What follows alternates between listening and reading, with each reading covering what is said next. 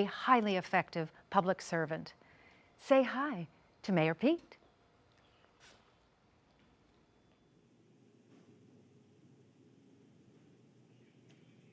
Good evening. Beau Biden lived a life of service, in office and in uniform. When you put your life on the line for this country, you do it not because it's the country you live in, but because it's a country you believe in.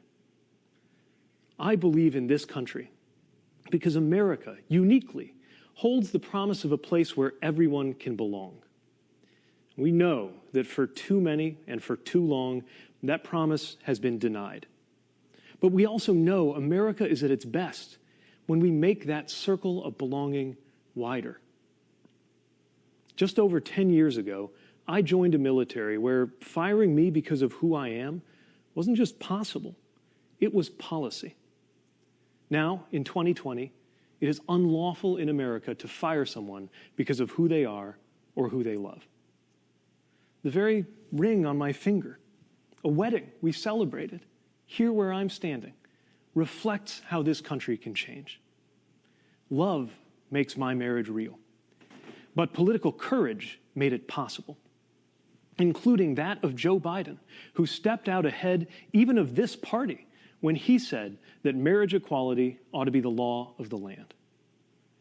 There is a long way to go, but if this much can change between 2010 and 2020, imagine what could change between now and 2030. Imagine what we could achieve, this coalition we are building this very season, gathering progressives and moderates, independents, and even what I like to call future former Republicans, standing for an America where everyone belongs. Joe Biden is right. This is a contest for the soul of the nation. And to me, that contest is not between good Americans and evil Americans. It's the struggle to call out what is good in every American. It's up to us. Will America be a place where faith is about healing and not exclusion? Can we become a country that lives up to the truth that Black lives matter? Will we handle questions of science and medicine by turning to scientists and doctors? Will we see to it that no one who works full-time can live in poverty?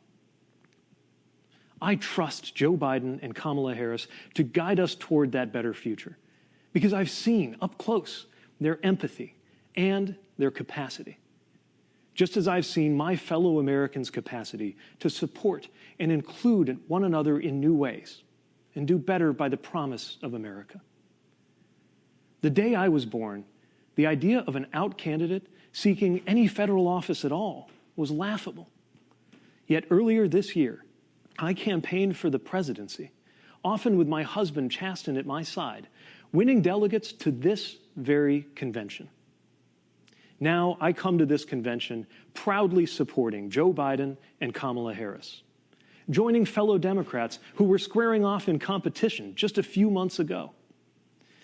A number of us recently got together to talk about the Joe we know. Hi, I'm Cory Booker. Welcome to everybody at home. I am very excited to present to you a group of people that ran in the 2020 Democratic primary against Joe Biden. You could think of this sort of like Survivor on the out interviews of all the people that got voted off the island. Bernie, don't you laugh, because I got questions for you, like, why does my girlfriend like you more than she likes me? But let's move on. Because she's smarter than you, and that's the obvious answer, right? Hey, I'm curious because Senator Sanders and Senator Klobuchar, you actually served with Joe Biden in the Senate. I'm wondering if you have any memories of what he was like as a colleague in the Senate. Well, I remember one night when I was giving one of those floor speeches, and Cory, you know what this is like. No one was there. No one was watching. I was all alone, and I gave my speech with much vigor to a completely empty chamber. And I walked out of there, and I thought, I wonder if my mom was even watching this on C-SPAN. And at that moment, the cell phone rings, and I actually thought maybe my mom was watching it on C-SPAN. And you know who it was? It was Joe Biden. And that kind of goes to not only his kindness for calling me and being a mentor, but it also goes to how much he cares about our government and what people are saying, and that even when he's at home at night, he's watching and he cares. But Amy, we all want to know, did your mother watch the speech? I know. You remember the steak fry when we were waiting to go on? It worked out to where I was there the same time he was. And he pulled me aside at one point and he pointed to somebody who we both knew who was working on my campaign, but he'd known from before, and let me know that was somebody who'd gone through a family tragedy that Joe somehow knew about. And just thought it was important for me to know that about someone who was working with me. And I thought, over time I realized that was just basic to who he is, but that always stuck with me. Elizabeth, do you have any remembrances as well? I think the day I saw Joe the clearest was on the 1-year anniversary of the Boston Marathon bombing. And everyone, of course, was enormously honored to have the vice president here. But at some point in that speech, he shifted to the parent who had lost a child, to the man who had lost a wife, to someone who had experienced loss very personally. And he spoke to each of the families from the heart. That's phenomenal. I want to ask, what gets you excited about this idea of the inclusion of big ideas from all over the party into the future, into the next administration? The magic of Joe Biden is that everything he does becomes the new reasonable. If he comes with an ambitious plan to address climate change, all of a sudden, everyone's going to follow his lead. You can see it with him choosing Kamala, too. He wants to build the best team. Let's do it together. That's how we're going to rebuild this country. Corey, I'm so optimistic about our country right now, despite some very dark days for a lot of our fellow Americans, in large part because of what young people are doing right now.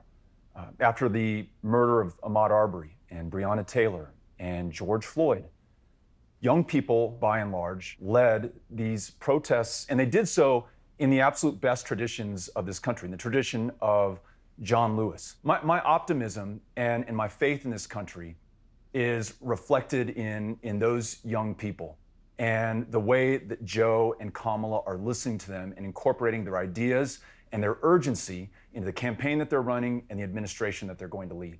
And I often think some people who say they don't know if they're going to vote or not are saying that from a point of privilege that a lot of Americans don't have. There are so many things for lots of folks who live life on the margins that this election is going to decide. And maybe it's not a life or death issue for you, but we are all in this together.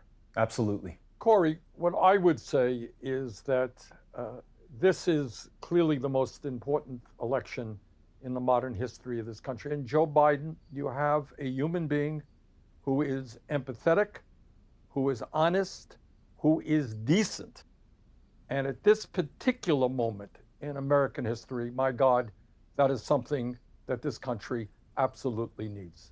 And all of us, whether you're progressives, whether you're moderates or conservatives, have got to come together to defeat this president. Thanks for that, Bernie. I want to thank you all for joining us for this segment. I mean this sincerely. It was an honor to run against you. And it is even a greater honor to stand with you in support of Joe Biden and Kamala Harris.